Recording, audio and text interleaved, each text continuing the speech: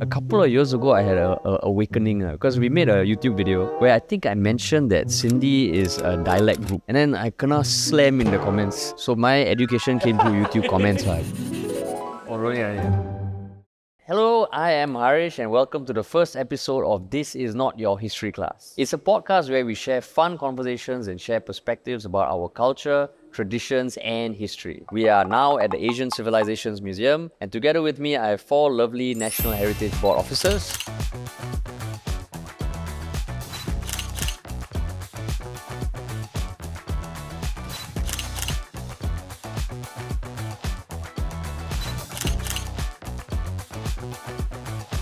Thank you all so much for coming. You guys are like the guardians and protectors of Singapore's heritage. Avengers. This is the Avengers of Singapore. Yeah. So we're going to go deep about culture and heritage, and I'm going to test your knowledge about Singapore's history. You all should pass with flying colours. Hope so. Hope so. We need to keep our job. Yeah. Okay, so if you're ready, we can dive straight into some either-or questions. Let's go. Let's go. All right, bring it on. Would you rather accidentally drop an artifact and have it shatter in thousands of pieces, or drop coffee on a museum goer? Wow, I'm very stressed because Heng Na is right beside me, right? Yeah. I don't want to answer wrongly. Oh. You drop an artifact? To be honest, I think I'd rather drop a coffee because I think at least it's, oh my god, am I going to say a human life is not valuable? Drop coffee at least, I think the person will be understanding enough. So at least it's a very short-term kind of impact. While an artifact, right, obviously if it's been thousands of years and I drop it, right, then history lost forever. So I think That's I choose true. second one. That's true. As long as that person is not holding the artifact, then you drop coffee on that person, then that person That's drop. double whammy, man. No, I don't see I want that way. Same. Definitely drop coffee on someone. I mean, dropping a coffee on a person. I rather take a punch, guys. Team drop coffee on people. We just look at who the person is also. Oh, so before you drop coffee, you have to do a, So it's like a that, check and then- first. Yeah, I don't know. The second question I have is, would you rather work with artifacts and statues or people? I have to tell you, I like to work with objects more. More. But collections don't move anywhere without people. That's where I can get to meet and talk to people like Zin. I think the nature of the Malay Heritage Centre requires me to be more front-facing. Yeah. In some sense, I think it's half and half for me as well. Because you need to face the people to get to know their objects. Because it's a lot of community history. I Research. started out working more with objects, and then I've moved on to working with kids now. Oh. So people, I mean, both have their pros and cons, I guess. Yeah. For me, I've been doing outreach education and now in the festivals team. Organizing festivals, obviously people will be at the core, the stories that they tell. So I do prefer working with people, although I guess there's some challenges working with people, but it makes me grow as a person, hearing their stories. So I think I love people. Vote me for president. So how do you end up in the world of heritage? I think in primary school itself, when you're exposed to art through your art classes, and when we go on like visits to museums, I always envision myself working in one of them.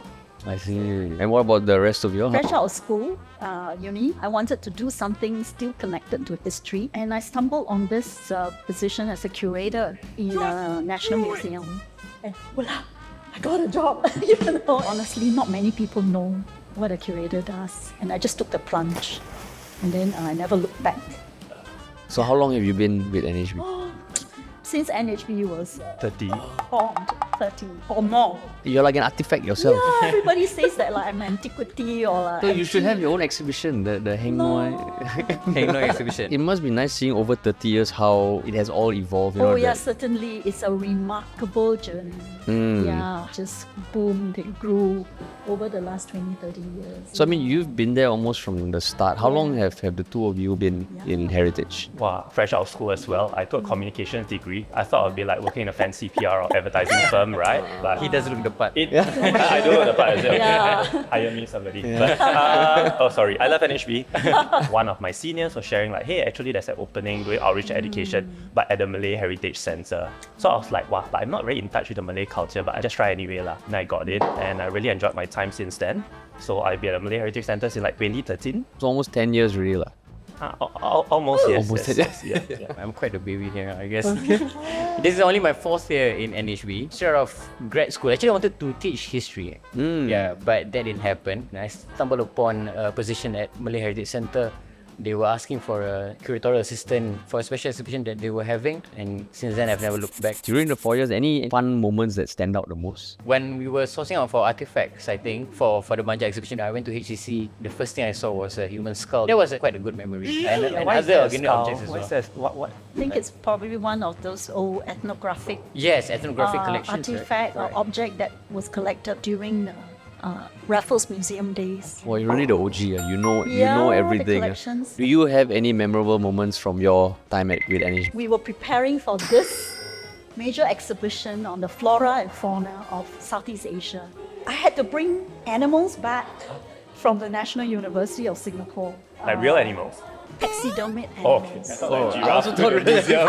So there were monkeys on the tree branches, and we had to transport them all back to the National Museum for this exhibition at the back of a lorry. Yeah, I'm sure it shakes, right? Yes, exactly, precisely. And I was like, Worst "Can you nightmare." do that? Oh no, monkeys don't drop. And I know it's such a scary journey. Yeah. Were you the only one at the back of the lorry? There were a few other colleagues who were the movers. Yeah. Everyone holding different Yeah, animals. I mean, different animals. We had a giant turtle, the anteater, boxes of butterfly specimens. And then what about you, cousin? For my first week of work, right, my reporting officer was introducing me to the people at the Malay Heritage Centre. And then after that, somebody asked me this question. Hey, so what kind of Malay are you?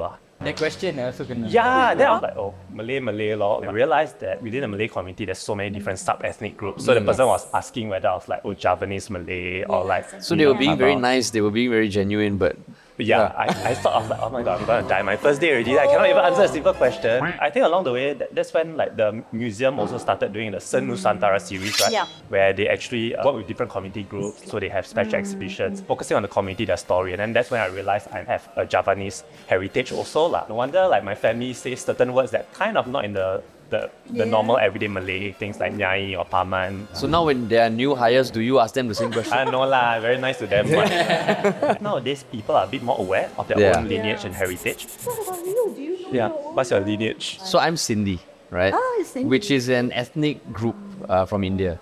But I don't speak the mother tongue, to be honest, because it wasn't offered in schools. But a couple of years ago, I had a awakening because we made a YouTube video where I think I mentioned that Sindhi is a dialect group. And then I kinda slam in the comments. Like people were pointing out, no, it's an ethnic group. So my education came through YouTube comments. Like it made me think, oh, I never used to care about this, but as I get older, I feel I care more. Have all of you also had similar kind of learning experiences about some aspect of heritage or culture? Only after I came to IHC, only did I discover there are so many ethnic groups. So even for NHB officers, you all are learning a lot along the about way, yeah. culture. For sure. Never a boring day. No. It sounds like being NHB made you appreciate culture and traditions more. When you all grew up, was culture and heritage a big part of your upbringing, like with your family? For me at least, we have been doing all these different rituals like Hari Raya Yeah, and but- eating special types of food, but we didn't really think too much about it. Yeah, we didn't know. Like I The didn't even meaning know. of it. Like the type of food we eat, like nasi jenganan, is not like a typical Malay dish. It's like Japanese dish. And like, sometimes I want to post on Facebook also. I was like, hey, can I anyhow post? Need to just Google a bit more to check that and verify the information is accurate. Later, like what you say, like people flame you, right? And say like, hey, what you say?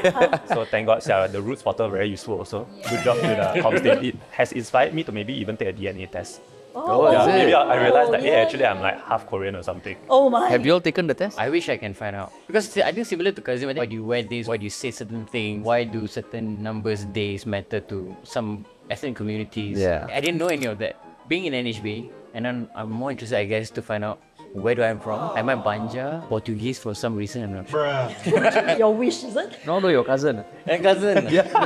far away cousin. I remember growing up, I never wanted to study history. And in school, I took geography because it was more like you either study the past or you study what's coming up new, like the rock formations and all. When I was in uni, I got a chance to go to, I think it was a British museum. And I think the turning point for me was when I came up close with a 5,000-year-old mummy. And I was, whoa. After that, I started liking museums a lot more. lah. So when I came here to Singapore, then I started going to the museums more. In the past, not many people know about museums. So if you want to take a taxi to the National Museum, you have to tell the uncle, drive me to the Siken What's that? in Hokkien, which is like the house of the dead. Then you will know where to bring you. And along the way, the cab driver will ask him, what do you do there? There's nothing to do, it's dead. But look how today we're so transformed. Now no more seeking. No more seeking, Today you see on most of galleries or their spaces, they are bright, there's so much programming. People are so much welcome and invited.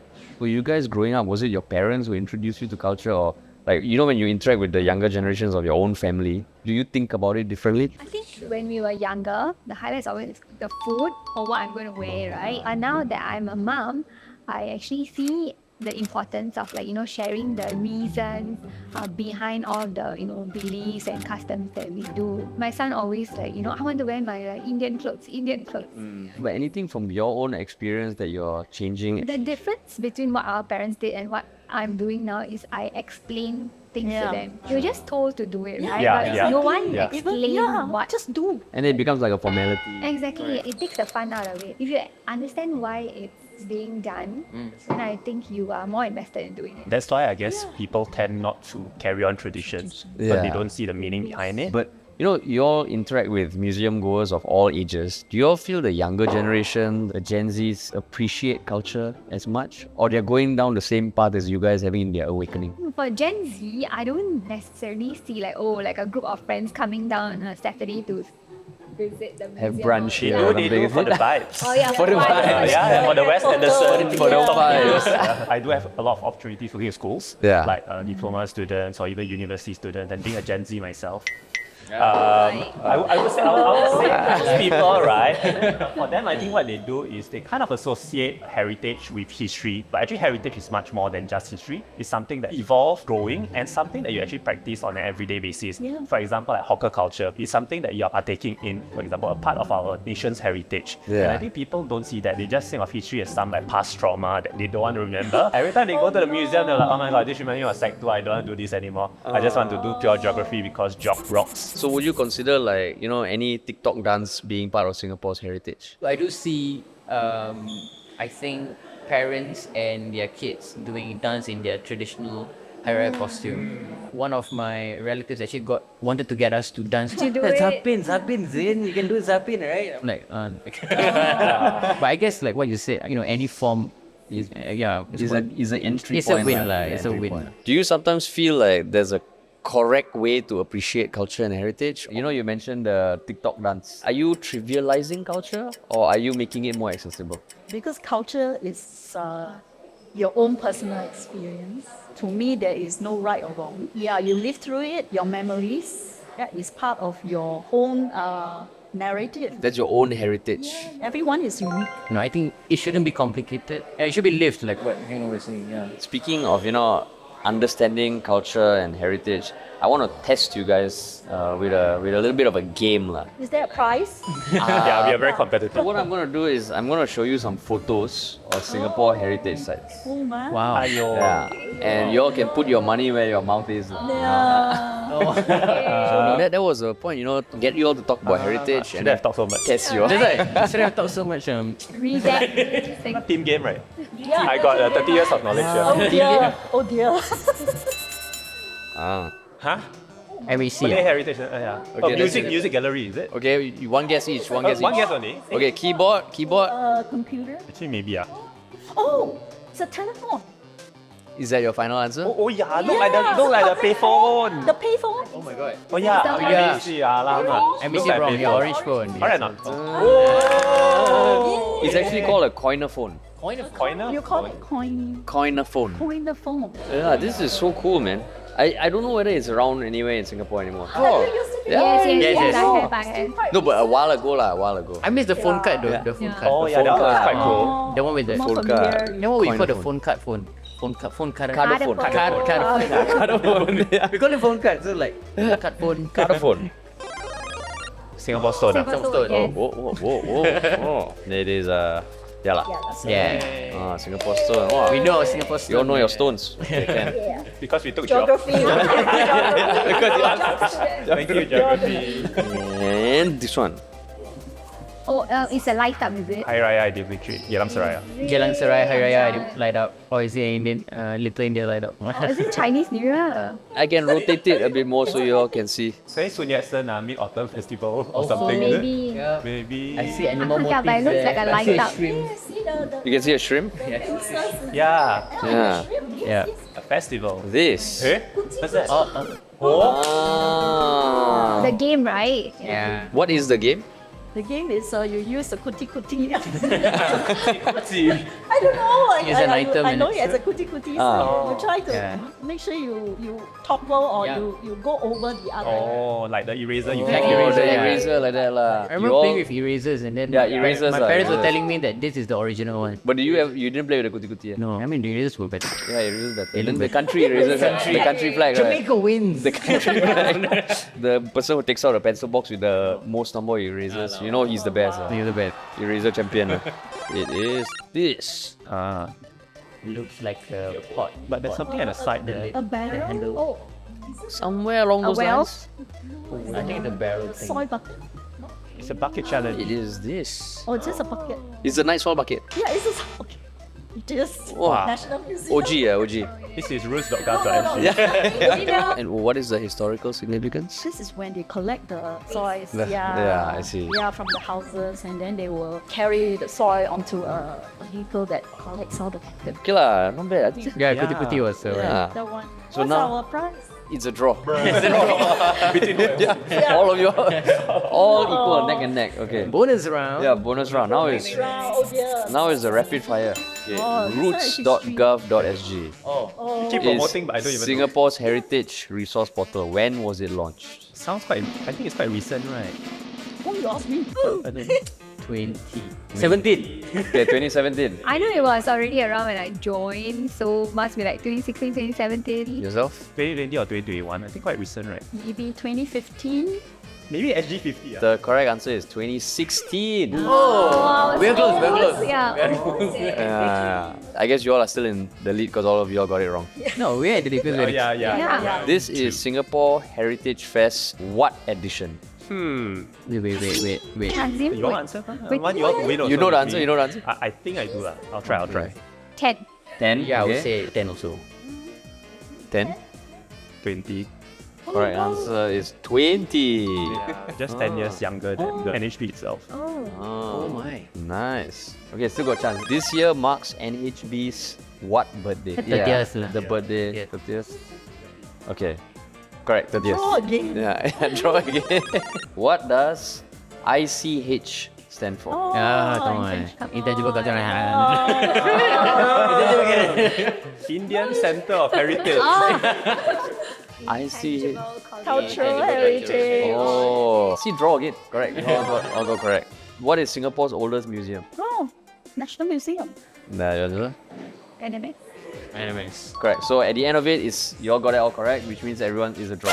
All of you are equal. We earn our jobs. Yeah, we keep our jobs. I have been thinking about the recent phenomenon of AI, the ability to come up with pictures that depict an amazing temple or basically anything in your mind. Like, when you all look at what people are creating out of thin air just by keying in words, does it make you feel anything inside? I'm actually quite excited. When Mid Journey came out, I play with it. I get different images with different prompts. So I found it to be quite interesting because it seems that the AI has already a bank of knowledge. Yeah. I think it's an interesting way for the younger generation to enter the world of the past, and using technology gives you a means to explore imagination. Yeah. Why not? We are just trying to enlarge people's curiosity about Yeah. their past. It's Yeah. only through curiosity then you start asking a lot of questions and you discover and you uncover a lot of things. It's definitely something good, something that is exciting as well. It's a matter of how you leverage on the AI to help us. And like what Heng said, and what Vijaya said, if it brings people in Yup. to heritage, it's still better than nothing. It's a gateway. Yeah, it's a gateway. We've been reflecting a lot about heritage, but do you have any advice or nuggets of wisdom that you can share to anyone watching this? And I feel that we need to shift that mindset to tell people that heritage is literally all around you. From the food you eat, from your HDB, whatever you're experiencing right now, in the future, that will be heritage as well. And you're playing a part and a role in that. It's all like Bedok Pride, East Side, West Side, those kind of things. And people tend to start documenting like, hey, last time there used to be this like a mee soto store, for example, then it moved to this one. And as Singapore continues to evolve over time, all these small little things that you capture or you document, you feel a sense of connection and a sense of pride also, I would say. Why is the rendang prepared that way? Why do we even have to eat rendang? You know, this kind of question. Just ask your parents. You don't have to complicate history. It's important to share what you have learned, because sometimes, you know, you find out something but then you don't share it with your friends or your family, and it's like information that you are withholding. I do agree, because sometimes it's just posting on Facebook even helps, right? Exactly. I'm so happy to hear from younger colleagues who resonate in that way, you know, through personal involvement. With the youth, I think it has to be more active participation through programs like Night Festival, Heritage Festival, programs that, you know, will invite them and welcome them, play an active part. And of course, to bring back the coiner phone. Yes. Bring back the card phone and the coiner phone. Yeah. Create a 3D model of the corner phone. Corner- Let them yeah. feel in touch. Yeah, so that would be your new project. That'll be my deal. Yeah. That'll be our project. Right? We are the younger generation, right? Let's create yeah. a coiner phone by AI. You know, it has been super fun talking to all of you. Thank you so much, Kazim, Agnoy, Vijaya, and Zain. I think even for me, just listening and understanding your different experiences has been super fun. So thank you all so much. Hope everyone watching, hope you have enjoyed it. Please like, share, and subscribe. Leave a comment. Check out Roots.gov.sg and just share this with your friends. Thank you so much for watching. Thank Bye. you. Bye.